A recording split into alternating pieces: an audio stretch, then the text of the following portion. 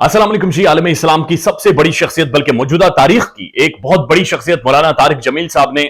Canada से वापस आकर पाकिस्तान में बयान दिया है और बाकायदा से उन्होंने बताया है कि कनाडा के अंदर जब उन्हें चौथी दफा हार्ट अटैक हुआ तो उन्होंने क्या महसूस किया। लेकिन इस दफा जो उन्होंने बातें की हैं, इससे पहले तारिक जमील साहब खुद कहते हैं उन्होंने किसी के साथ नहीं की, और जो एक्सपीरियंस उन्होंने शेयर किया है वो सबके समझने के लिए एक इतना बड़ा सबक है कि सिर्फ इसे ही समझ लिया जाए तो 99% पाकिस्तान के मसले हल हो जाएंगे। मौलाना तारिक जमील साहब ने तकरीबन 25 से 30 मिनट की गुफ्तगू की है, उसको मुख्तसरन आपको बयान कर देते हैं। मौलाना साहब कहते हैं मैं जब कनाडा में गया तो मुझे नहीं पता था मेरे साथ ये सब कुछ होना है। ये मेरा चौथी दफा था कि मेरे दिल का मसला बना, चौथी दफा मुझे कनाडा के अंदर हार्ट अटैक हुआ है। मैंने अपनी जिंदगी सुस्त नहीं गुजारी, और अपने मुख्तलिफ बयानात में वो बताते हैं कि वो बचपन से ही एक स्पोर्ट्समैन थे, एक एक्टिव थे, गेम्स खेलते थे, भागते दौड़ते थे, जिम करते थे, वॉक करते थे, खाना खाकर चलते थे, और हमेशा से यानी वो एक्सरसाइज में मगर ऐसे नहीं थे कि बैठ जाएं खाना खाकर या 3-4 रोटियां खाकर पेट भर के टेढ़ निकाल के लेट जाते थे। मुख्तलिफ जो मौलाना हजरत करते हैं मोस्टली, तो वो उनकी जिंदगी ऐसे नहीं थी, बल्कि आप उन्हें देखेंगे भी तो एक स्मार्ट से पर्सनैलिटी है माशाअल्लाह उनकी। उन्होंने कहा जी मैंने अपनी जिंदगी सुस्त नहीं गुजारी, सारी जिंदगी एक्सरसाइज की और हमेशा से एहतियात की, थोड़ा खाया यानी थोड़ा खाया, टेढ़ नहीं निकाला।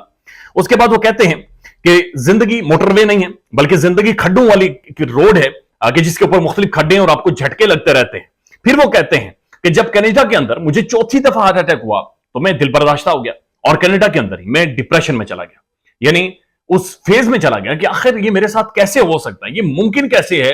कि जनाब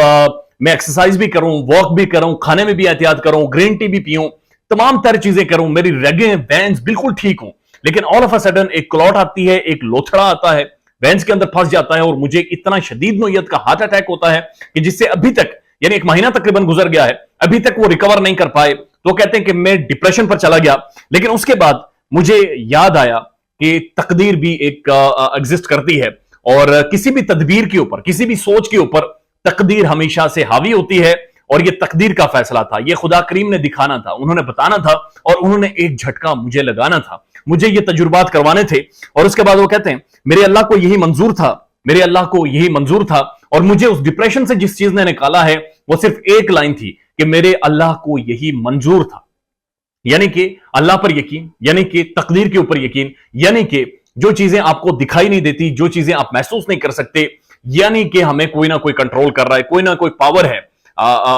जो हमें मैनेज कर रही है, कोई ना कोई पावर है जो हमारे पीछे खड़ी है, कोई ना कोई पावर है जो हमें अकेले में देख रही होती है, कोई ना कोई पावर है जो हमें थामे हुए है, और खुदा करीम की जात है। तो फरमाते हैं कि इस चीज ने कि खुदा करीम की जात की तरफ से था, ये लोथड़ा भी खुदा करीम की तरफ से आया, हार्ट अटैक भी खुदा करीम की तरफ से आया, ये सेहत दोबारा से भी खुदा करीम की तरफ से आई है। लिहाजा इस सोच ने, इस फिक्र ने कि ये मेरे अल्लाह की यही मर्जी थी, इस चीज ने मुझे डिप्रेशन से निकाला है। WHO की रिपोर्ट है कि पाकिस्तान में हर चौथा इंसान डिप्रेस्ड है। मौलाना साहब की इस बात से सबक लें कि ये अल्लाह की तरफ से है, चीजें ठीक हो जाएंगी, चीजें बेहतर हो जाती हैं, हालात बेहतर हो जाते हैं, मुल्क जंगू से रिकवर कर जाते हैं, मुल्क की मईशत तबाह होकर दोबारा से ठीक हो जाती है। बस आपने मजबूत रहना है, आपने खड़े रहना है। साथ उन्होंने एक बहुत ही दिलचस्प और एक इंटरेस्टिंग वाकया उन्होंने शेयर किया। उन्होंने कहा कि जब मुझे कनाडा के अस्पताल में मौजूद था तो मुझे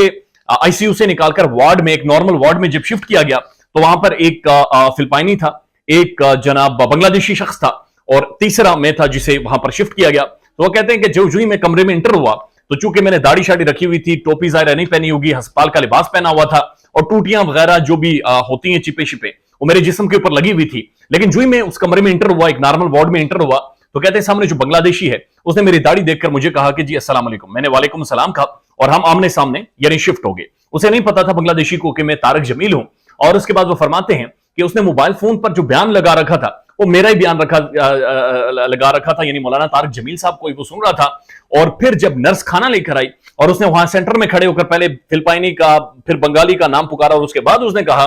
कि मौलाना तारिक जमील, तो कहते हैं बांग्लादेशी उठकर छलांग लगाकर मेरे पास आया, मुझे दिखाने लगा कि मौलाना साहब मैं आपका ही बयान सुन रहा था। मौलाना साहब अपने आप में एक लिटरेचर है, अपने आप में एक दुनिया है। दुनिया की तारीख में, या आप कह सकते हैं कि कम से कम हालिया तारीख में, हमने अपनी जिंदगी में कोई ऐसा इंसान मोहब्बत करने वाला, मोहब्बत का दर्स देने वाला, किसी भी मजहब से बढ़कर, किसी भी चीज से बढ़कर मोहब्बत का दर्स देने वाला, अपने खुदा को पहचानने वाला, अपने नबी करीम सल्लल्लाहु अलैहि वसल्लम की बात करने वाला, उनकी मोहब्बत का पैगाम देने वाला हमने कोई शख्सियत देखी है तो वो मौलाना तारिक जमील साहब ही हैं। ख्याल रखिएगा अपना। अल्लाह।